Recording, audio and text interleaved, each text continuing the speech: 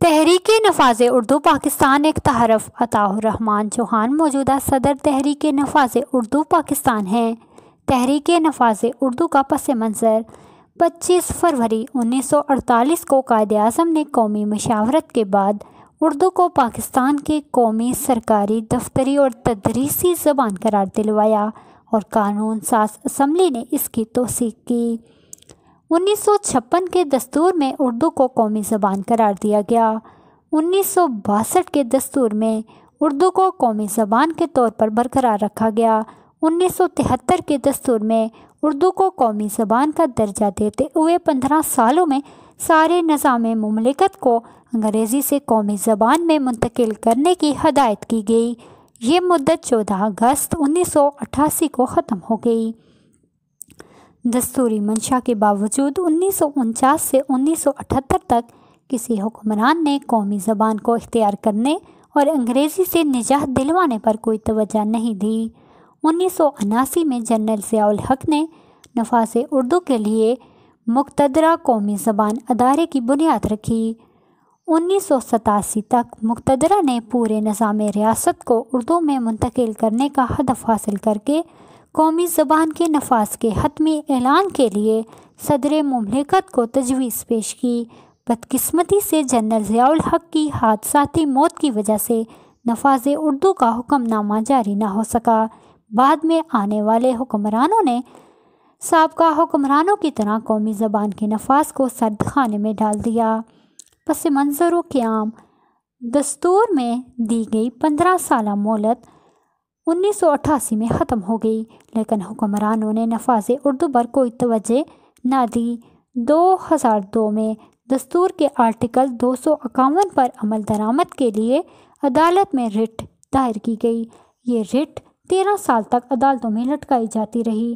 بالآخر chief justice supreme court جواد S خواجہ نے 8 ستمبر 2015 کو تاریخ ساز فیصلہ دیتے ہوئے اردو کو فوری طور پر نافذ کرنے کا حکم جاری کیا۔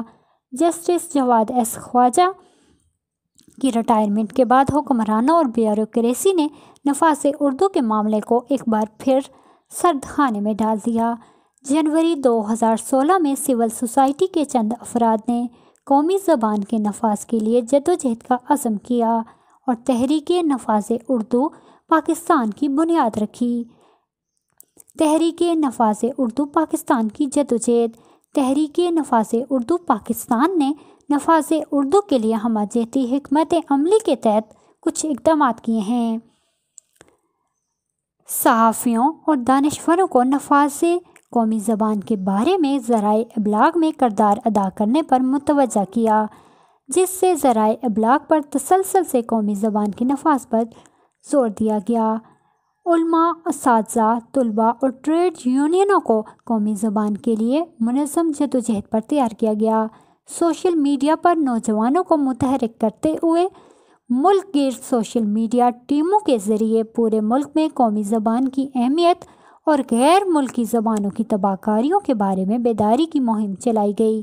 صدر مملکت، وزیر اعظم، وفاقی وزراء اور وفاقی اداروں کے سربراہوں کو دستور کے مطابق قومی زبان کو نافذ کرنے پر یادداشتیں پیش کی گئیں۔ سپریم کورٹ کے فیصلے پر عمل درآمد کروانے کے لیے مختلف نوعیت کے مقدمات ہائی کورٹ اور سپریم کورٹ میں دائر کیے گئے۔ ضلعی سطح پر تنظیم سازی کرتے ہوئے نفاذ اردو کے لیے عوامی بیداری مہم شروع کی گئی۔ تعلیمی اداروں بالمخصوص جامعات یعنی یونیورسٹیز اور دینی مدارس میں تنظیم سازی کی گئی۔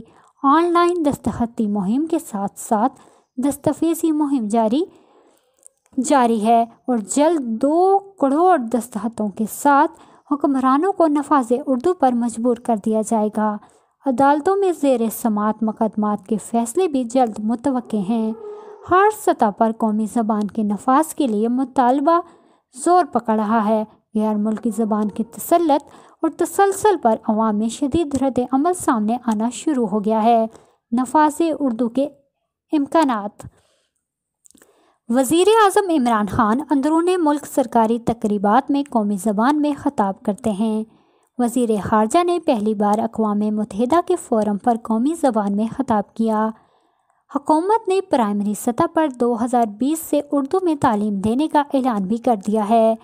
ایوان بالا سینیٹ نے 13 مئی 2019 کو CSS سمیت تمام ملازمتوں کے لیے امتحانات اردو میں لیے جانے کی قرارداد متفقہ طور پر منظور کر لی ہے۔ چیف جسٹس سپریم کورٹ نے عدالتوں کے ججوں کی انگریزی زبان کے بارے میں کمزوری کو تسلیم کرتے ہوئے اسے انصاف کی راہ میں رکاوٹ قرار دیا۔ لاہور ہائی کورٹ کے چیف جسٹس شجاعت علی خان نے پہلا اردو فیصلہ جاری کر کے نئی تاریخ رقم کر دی۔ نفاذ اردو کے سوا اب حکمرانوں کے پاس کوئی آپشن نہیں ہے۔